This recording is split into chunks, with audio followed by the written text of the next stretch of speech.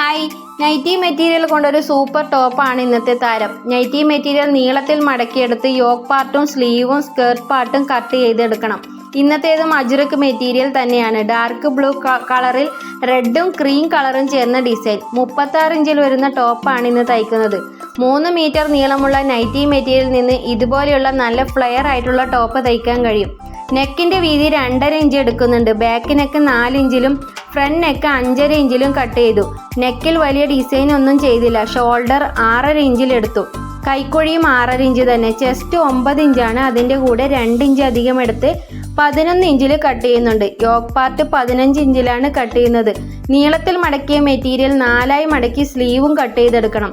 Sleeve cut ചെയ്തതിന് ശേഷം ബാക്കിയുള്ള മെറ്റീരിയൽ 4ആയി മടക്കി മുകളിൽ 3.5 ഇഞ്ച് അടയാളപ്പെടുത്തണം. താഴെ ലെങ്ത് എത്രയാണെന്ന് വേണ്ടത് നോക്കി അടയാളപ്പെടുത്തുക.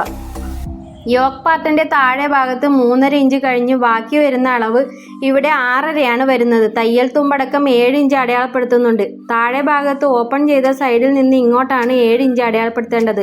മുകളിൽ നിന്ന് താഴോട്ട് ക്രോസിൽ ഒരു ലൈൻ വരച്ച് അത് കട്ട് ചെയ്തെടുക്കുക. നല്ല ഫ്ലെയർ ആയിട്ടുള്ള ടോപ്പ് കിട്ടാൻ ഇതുപോലെ തയ്ച്ചെടുക്കണം. ഇതിൻ്റെ നെക്കിൽ ചെറിയൊരു ത്രെഡ് വർക്കും ചെയ്തു കൊടുക്കുന്നുണ്ട്. സാധാരണ മെഷീനിൽ തന്നെയാണ് ഈ ത്രെഡ് വർക്ക് ചെയ്തെടുത്തത്.